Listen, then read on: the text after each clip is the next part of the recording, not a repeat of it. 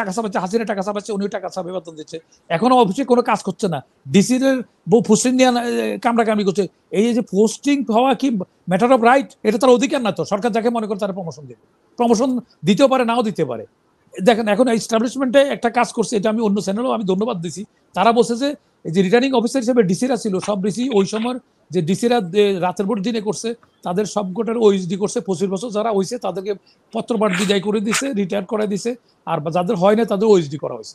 কচিকাঁচা পার্টিগুলি এখন আগে ইউনিয়ন পরিষদের নির্বাচন চাচ্ছে, উপজেলা নির্বাচন চাচ্ছে, এমপি নির্বাচন চাচ্ছে না কেন? এমপি নির্বাচন করতে গেলে তো সমস্যা, এতগুলি সিটিয়ে করে, আর এখানে হাজার হাজার লক্ষ লক্ষ উপজেলা আছে, ওই মানে ভোট বাক্স আছে, এগুলি কে রক্ষা করবে? যারা বলছে তাদের উদ্দেশ্য আছে, কারণ তারা তো প্রকাশ্য আসলে মেজরিটি আসতে পারবে না, 2টা সিটও পাবে না, তারা 1টা সিটও পাবে না, এরকম বলে পার্টিও আছে।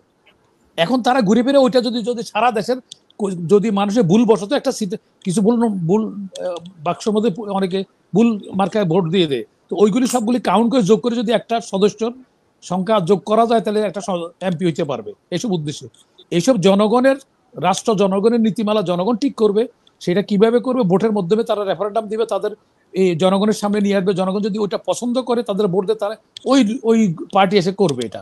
এখন আমাদের এসব করে বিতর্ক, আমরা বহু বিতর্ক সৃষ্টি করছি, এদিকে আমাদের অনেক সময় নষ্ট হচ্ছে। আর আপনি এইখানে যে পিআর পদ্ধতি করলে একটা অর্থনৈতিক কর্মকাণ্ড আছে, এখানে অর্থের একটা ভালো এখানে বরাদ্দ লাগবে, যেখানে যে দেশের বাজেট এইভাবে ঋণ ছাড়া চলতেছে না, আমাদের হাসপাতালগুলো চিকিৎসা চলতেছে না, আমাদের এখন বেতন দিচ্ছে টাকা ছাপাইয়া, সেখানে এইসব করা বলা মানে হলো এগুলি সব মতলববাজ। এই মতলববাজদের কথা শোনার দরকার নাই। আপনি এখন ইলেকশন দেন, আপনি ম্যানিফেস্টোর মধ্যে ছেড়ে দেন, তারপরে তারা যদি বলে যে আপনি করতে পারেন, কি কি করবেন আপনি সেটা করবেন, এর আগে আপনার বলার অথরিটি কোথায় আপনার?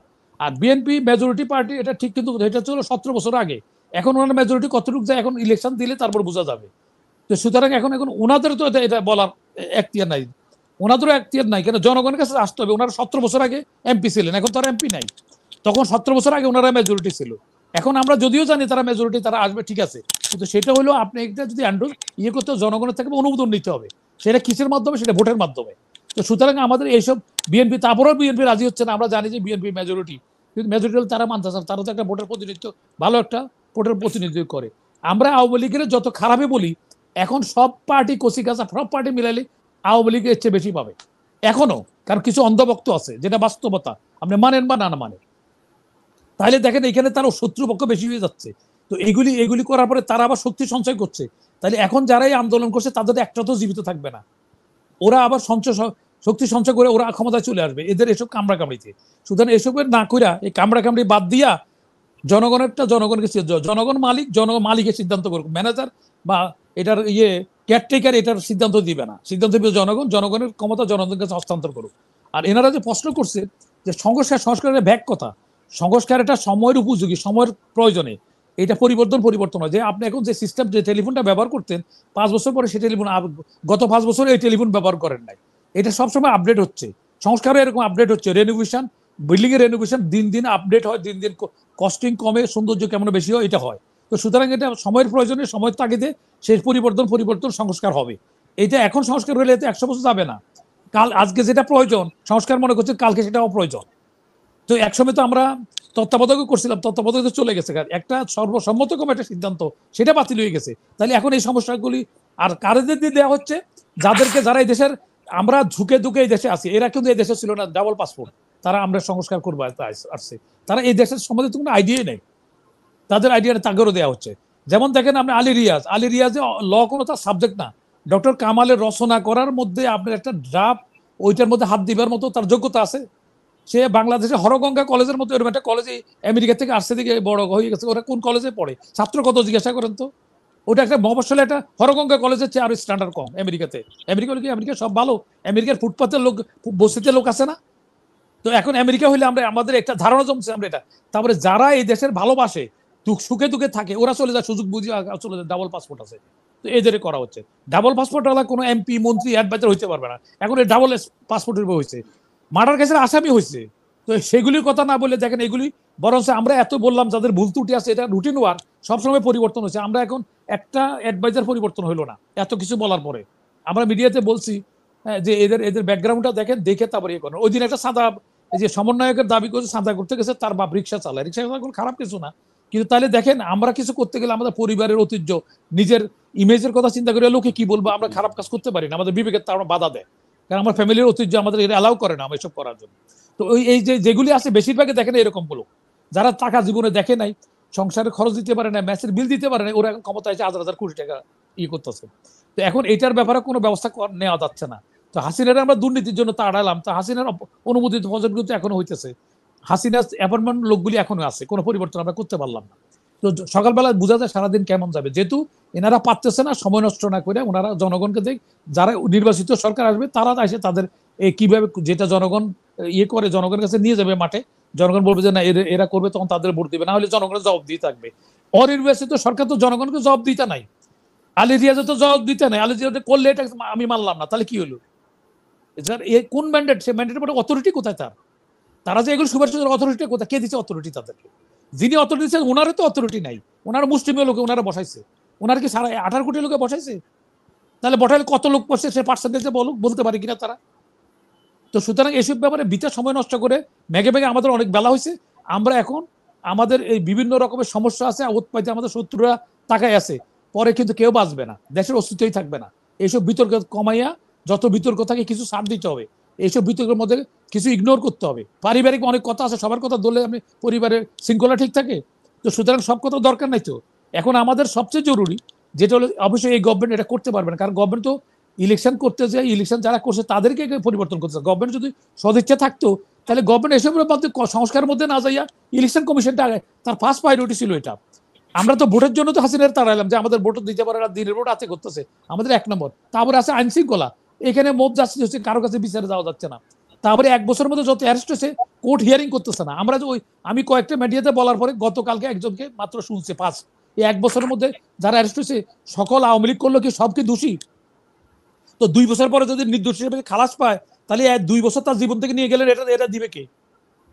বিচারকেরা দেখেন, বিচারকেরা জনগণের ট্যাক্সের টাকা বেতন খাচ্ছে, তারা হিয়ারিং করতেছে না। বাবা তুমি যদি মেরিট থাকে তারে ফাঁসি দিও অথবা খালাস দিয়ে দাও, তুমি শুনবা না কেন? শোনার না শোনা হলো দায়িত্বের অবহেলা, সেটা কেউ বলতেছে না, কারণ জুডিশিয়ারি বললে কথা হলে অসুবিধা হবে। আমি কিন্তু বলে যাচ্ছি, কারণ এটা কন্টেম কি করে করবে? আমি যে হায়ার কোর্টে যে বলতেছি না, লয়ার কোর্টে বায়াসড হচ্ছে, বায়াসড মানে কি? ঘুষ খাইছে। তো এটা বলতেছে যখন হায়ার কোর্ট বলতেছে না, আমি জজ কোর্টের ব্যাপারে আমি যখন হাইকোর্টে যাই, হাইকোর্ট শুনতেছে না আমার সমালোচনা, ক্রিটিসিজম বলছে প্রতিষ্ঠানিক হয়। আমি তো লিগেল বলতেছি, আমার 2 মেয়ে ব্যারিস্টার, আমি নিজের লর ব্যাপারে আমার পড়ালেখা আছে, তো শুধু আমি একজন মুক্তিযোদ্ধা, কিন্তু আমি এইসব দেখে আমার কিন্তু ভালো লাগছে না, এই জন্য আমি কথাগুলি বলছি। আমার কোনো ব্যক্তিগত কোনো সাওয়ারও নেই, কিছু পাওয়ারও নেই। আমাকে ব্যক্তিগতভাবে ইউনুস সাহেবও ভালো জানে, ওনার রাইজের সময় আমি কথা বলছি, এটা আমি একাধিক মিডিয়া বলছি, তখন উনি আমাকে থ্যাঙ্কসও জানাইছে। এখন আমি ওনাকে সমর্থন করতে পারছি এই কারণের জন্য, কারণ আমি একটা কথা বলছি যে নির্বাচন করছে যে অ্যাডভাইজারগুলি, তাদের বলতে এই আন্দোলনের মধ্যে তাদের কি অবদান আছে 1-2 জন ছাড়া? এনজিওগ্রাম সরকার হয়েছে, এনজিও কি করে? এনজিও বাংলাদেশ ব্যাংক থেকে টাকা নেই, জনগণের ট্যাক্সের টাকা, আপনার টাকা আমার টাকা নে 4% সুদে নিয়ে 16% দিচ্ছে, তার গরু নিয়ে আসছে যে লোন দিচ্ছে না। তাহলে ওর কি অবদান, কি কারণে এদেরকে বেলাদেরকে অমুকদের তমুকদের নিয়োগ করা হয়েছে, কিসের ভিত্তিতে? ডক্টর ইউনূস সাহেব নিজে বলছে আমার পরিচিত ছিল, এটা তো কোনো যোগ্যতা হইলো না, আমার পরিচয় দেখে আমি বিএ পাস চাইছি, আইএ পাস নিয়ে নিতে পারবো আমি আমার পরিচয় দেখে? তো এখন এই যে উনি একটা ইনোসেন্ট ভাবে কথাটা বলছেন যে আমি তো চিনি না সবাই, আমি জানি না, এই কথা বলে চেয়ারে বসে এই কথা বললে চলবে? তো এটা তো আমরা 1 বছর তো দেখলাম। একটা বলেন তো আপনারা এখানে দর্শক আছে সমাধান, অ্যাচিভমেন্ট কি আছে গভর্নমেন্ট? একটা দেখান তো, বলে এই অ্যাচিভমেন্ট আছে। শুধু একটা অ্যাচিভমেন্ট আমার দৃষ্টিতে, সেটা হলে আমরা এখন বলতে পারছি, হাসিনা সময় বলতেও পারি না। এই অ্যাচিভমেন্টের জন্য আমি ডক্টর ইউনূসকে 1000 বার ধন্যবাদ দিই যে আমরা এখন বলতে পারছি। এছাড়া আর কি অ্যাচিভমেন্ট আছে বলেন? অর্থনীতি এখনো টাকা ছাপাচ্ছে, হাসিনা টাকা ছাপাচ্ছে, উনিও টাকা ছাপে বেতন দিচ্ছে, এখনো অফিসে কোনো কাজ করছে না, ডিসির বউ ফুসিন দিয়ে কামড়াকামড়ি করছে। এই যে পোস্টিং হওয়া কি ম্যাটার অফ রাইট? এটা তার অধিকার না তো, সরকার যাকে মনে করে তারা প্রমোশন দেবে, প্রমোশন দিতেও পারে নাও দিতে পারে। দেখেন এখন এস্টাবলিশমেন্টে একটা কাজ করছে, এটা আমি অন্য চ্যানেলেও আমি ধন্যবাদ দিছি। তারা বলছে যে রিটার্নিং অফিসার হিসেবে ডিসিরা ছিল, সব ডিসি ওই সময় যে ডিসিরা রাতের ভোট দিনে করছে তাদের সবকটার ওএইচডি করছে, 25 বছর যারা হয়েছে তাদেরকে পত্রপাঠ বিদায় করে দিছে, রিটায়ার করে দিছে, আর যাদের হয় না তাদের ওএইচডি করা হয়েছে। এইটা তাহলে ইলেকশন কমিশনে যারা রাতের ভোট দিনে করছে এগুলো তো পত্রপাঠ বিদায় করে দেওয়া উচিত ছিল, কারণ ইলেকশন হলো আমরা মেন এজেন্ডা। উনি ইন্টেরিয়াম গভর্নমেন্ট মানে কি, অস্থায়ী গভর্নমেন্ট মানে কি? ওনার রুটিন ওয়ার্ক করবে, রুটিন ওয়ার্ক কোনো পলিসি মেকিং চাইতে পারে, অনির্বাচিত সরকারের পলিসি মেক করার কোনো ক্ষমতাই নেই, এরা বেআইনি কাজ করতেছে। এরা বলুক যে আমাকে আমি কেন করছি এটা, ওনার আমাকে চ্যালেঞ্জ করুক, আমি দেখা দিব আইন কিভাবে বেআইনি হয়েছে, কারণ এখানে ম্যান্ডেট থাকতে হবে। আমার সংবিধানে আছে সংস্কার কমিটি বলে কোনো কথা আছে? তাহলে সংবিধানের বাইরে গেছেন। আপনি সংবিধানের অধীনে শপথ নিচ্ছেন। আপনি তো বিপ্লবী সরকার গঠন করেন না, সংবিধান স্থগিত করেন নাই। তার সংবিধান মাঝে মাঝে মানতে, চাষির ডাল মাঝে মাঝে ডাল, জাল হলে পুরা ডালে জাল হবে, মাঝে মাঝে তো জাল হবে না। মাঝে মাঝে সংবিধান মানতেছে, মাঝে মাঝে সংবিধান ইয়ে করতেছে না। তো আমি বলি ভাই, মত বাঙালিরা বাংলা শেখানোর দরকার নেই, মানুষের জানে কেন এগুলি করতেছে। প্রতিটা কাজের একটা উদ্দেশ্য পিছনে একটা ইয়ে থাকে, কারণের পিছনে একটা কারণ থাকে। তো এখন এনারা করছে ওনাদের যেটা 5 প্রায়োরিটি ইলেকশন কমিশন ঠিক করা, তারা 3 জন অফিসার এবং সিভিল ইলেকশন করছে বাংলাদেশে, সে সেশন হবে। আমি তো মিডিয়া বলতেছি, সে না হলে সে পদত্যাগ করে চলে যাবে যদি সরকার তারা ইন্টারফেয়ার করে। তো সেখানে দেখেন তারা বলছে কি উপজেলা নির্বাচন আগে করে, উপজেলা তো সরকার পরিবর্তন হবে না। কেন করছে? ওখানে তারা বেস তৈরি করে বলবে, এই যে কচিকাছারা বেস তৈরি করবে, প্রেশার গ্রুপের বেস তৈরি করে বলবে, তার সিলমাইনের যারা চেয়ারম্যান, উপজেলা চেয়ারম্যান এগুলি করবে, করার পরে ওরা একটা ওখানে একটা শক্তি হিসেবে তাদের দাঁড়াবে। যার জন্য ওরা এই কচিকাছা পার্টিগুলি এখন আগে ইউনিয়ন পরিষদের নির্বাচন চাচ্ছে, উপজেলা নির্বাচন চাচ্ছে, এমপি নির্বাচন চাচ্ছে না। কেন? এমপি নির্বাচন করতে গেলে তো সমস্যা, এতগুলি সিটিগুলো, আর এখানে হাজার হাজার লক্ষ লক্ষ উপজেলা আছে, ওই মানে ভোট বাক্স আছে, এগুলি কে রক্ষা করবে? কে রক্ষা করবে? এখন আপনি যদি কালকে বিপদে পড়েন, আপনি কার কাছে ভরসা থেকে কার কাছে যাবেন? এটা নালিশ করতে হবে, তো একটা মুরব্বি তো থাকতে হবে, ভাই থামো তোমরা, এটা আছে কেউ? এই যে তাহলে এই যে পাথর দিয়ে লোক মারলো, মব ভাইলেন্স হলো, তো এটার জন্য ওই এলাকাতে কোনো কোনো না কোনো দায়িত্ব ছিল, পুলিশ ছিল, কেউ ছিল, কারো দায়িত্ব নিরূপণ হয়েছে? তাকে দায়িত্ব নেওয়ার ফলে এই কাজ ঘটতে থাকবে। এই কাজগুলি যে করা হচ্ছে, আপনার বাড়িতে আপনি চোর ডাকাত আপনার বাড়িতে যাওয়ার অধিকার সমন্বয়কদের কে দিচ্ছে? এটা তারা বাসের বাড়ি যেছে, চোর হলে চোর, সেটা পুলিশ দেখবে। তুমি কেটা রে ভাই? এই অবস্থা দেখেন এখন। ওই যে নামের উপরে যে গুলশান থেকে যে একটা টাকা চেক পাওয়া গেছে, ওই যে এখন তাকে অ্যারেস্ট করছে। আপনি ডিটারেন্ট যদি ব্যবস্থা না নেন, তাহলে এই ঘটনা ঘটতে থাকবে, আপনি প্রশ্রয় দেওয়া হচ্ছে এটা।